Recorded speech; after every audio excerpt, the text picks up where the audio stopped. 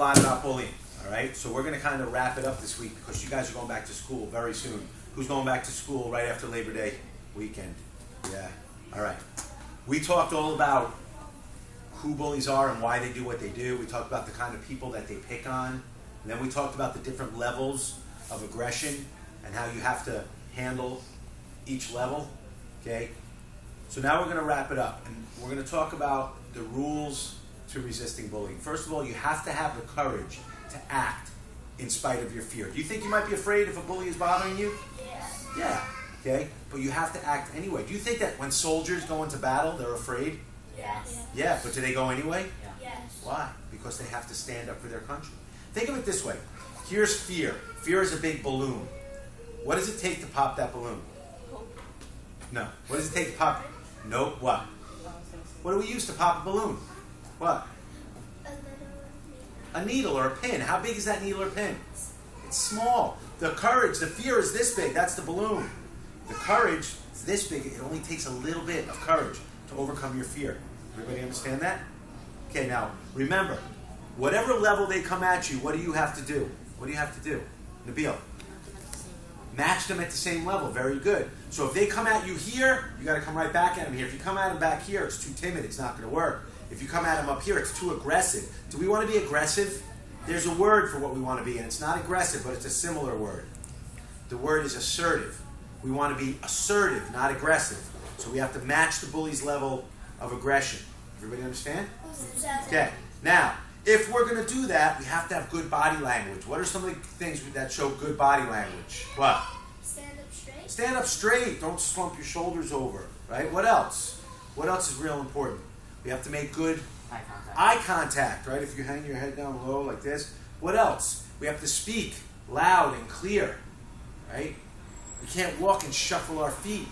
You have to have good body language. Body language says a lot about the type of person you are and about your confidence level. Okay? Look someone right in the eyes, speak loud and clear, keep your head high, walk with confidence, all right?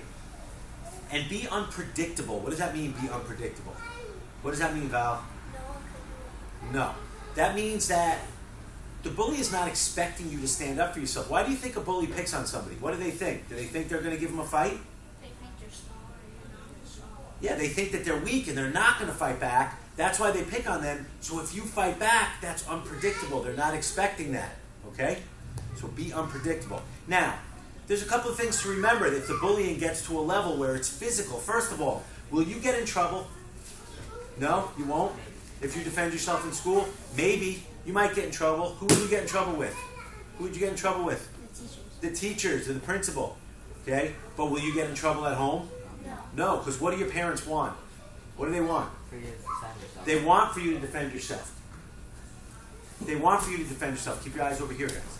That's why they brought you here. Will you get in trouble with me? No. Nothing makes me prouder than when my students stand up for themselves when they have to. Okay? And you know what? Even though the teachers and the principal, you might get in trouble with them, they want you to defend yourself too. Okay? Believe me, they know who the bullies are in your school. Do you think they like the bullies in your school? Okay? So you might get in trouble at school, but you have to defend yourself. Right? Now, is it going to help to tell the teacher? No. It might, but when? When? Right? When? After After you you stood up for yourself. stood up for yourself. So if Joseph gives me a hard time, I'm going to stand up for myself, and then I'm going to go tell the teacher, hey, Mrs. Crabtree, because that's the teacher's name. Joseph was bothering me. I just wanted to let you know, I stood up for myself, but he's being a bully. Okay? And then you let them know. How about the other things they say, like, try to make the bully your friend? Does that work? Or ignore the bully? Or try to make him laugh? That stuff doesn't work. The only thing that works is standing up for yourself. All right? Now, if you stand up for yourself and you end up in a physical altercation, how long is it going to last? Is it going to last 2 hours? 15 rounds? No, it's going to last for 10 seconds. Let's all count to 10. 1, 2, 3, 4, 5, 6, 7, 8, 9, 10. It's over. What's the worst that might happen? What? You might get punched. You might get punched. Maybe you get a fat lip or a black eye or a bloody nose. How long does that last? Now, if you want me to call on you, you have to raise your hand quietly. How long? Maybe a couple of days. But if you don't stand up for yourself, you get a different kind of beating. You get an emotional beating. Okay? How long does an emotional beating last, Teddy?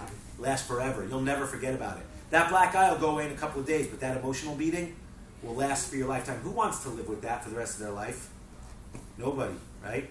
So a physical beating only lasts a little while, and an emotional beating lasts a long time. You don't want to take that, all right?